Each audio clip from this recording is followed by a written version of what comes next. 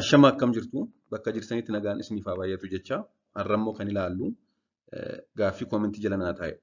Gaaffii sunis maal jedha?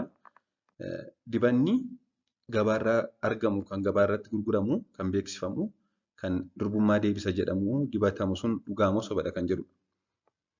Soomee waa'ee durbummaa deebisuu yookaan hymen repair kan jedhu haa ilaallu. Durbummaa deebisuun uumamaanis ta'e qoricha dibatamu hin jiru. Kan liqimsamuunis kan dibatamuunis ta'e uumamaan hin deebi'u jechuudha. So qorichoonni gabaarratti durbummaa deebisuuf jedhamanii liqimfaman yookaan dibataman durbummaan deebisanii takka badeennaanis deebi'ee ofiisaa happen hin godhu jechuudha. Haa ta'u malee immoo yaala ammayyaatiin yaala baqaqsanii yaaluu ammayyaatiin kan hymenoplastii jedhamuun membireeniin yookaan durbummaa isheen balbala qaama saalaa dubartootaa irratti argamtu kun deebisanii hodhuun ni danda'ama. So kanaaf qorichi dibataman yookaan liqimsamu hin jiru jechuudha kan deebisu. Haa ta'u malee immoo bifa yaala ammayyaatiin yaala baqaqsanii yaaluu xiqqaatiin tiishuun kun bakka isheetti deebitu taasisuun ni danda'ama. Haymeniin walqunnamtii saalaan alatti baduu danda'a. Maaliif barbaachise waa'ee ripeerii kana yookaan tiishuu kana hodhuu jedhame walqunnamtii saalaa haaraa baduu danda'a jechuudha durbummaan. Fakkeenyaaf sochii qaamaa cimaa, ispoortii yookaan tampoonii fayyadamuun illee darbee yerootti badu jira jechuudha. Yookaan yerootti tarsa'u jira. Kanaaf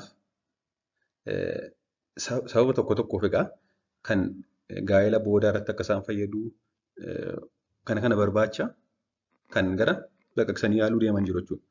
So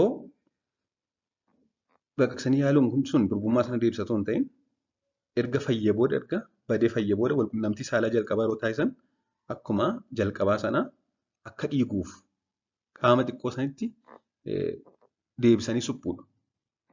So durbummaa deebisanii hodhuun yookaan durbummaa deebisuun hymenoplastii kan jedhamu kun faayidaan isaa maadha? Yeroo isaan walqunnamtii jalqabaa raawwatan akkuma isheen durba taateetti akka jalqabaatti akka dhiigu taasisuudha jechuudha.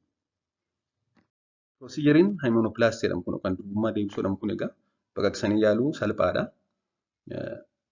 Proosijerii outpatientiitti hojjetamudha jechuudha.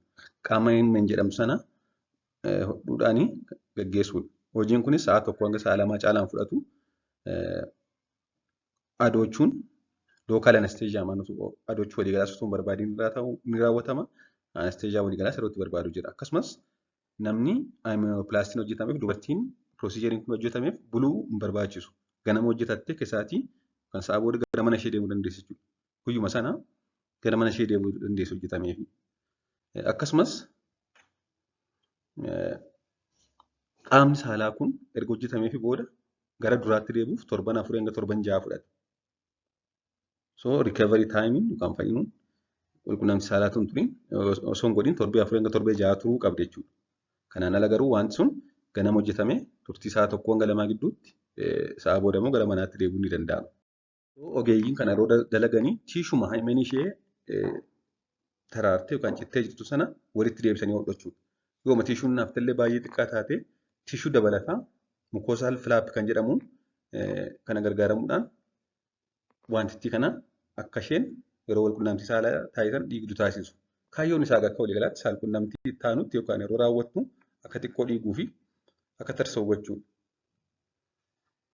Erga wanti kun hojjetameef booda immoo dubartoonni kun hojjetameef hanga danda'ametti hanga torbee 6tti walqunnamtii saalaa raawwachuu qabanii akkasumas sochii qaamaa ulfaataaf cimaa taasisuu qaban amma torbee 6tti tampoonii illee fayyadamuu osoo dhiisanii gaariidha.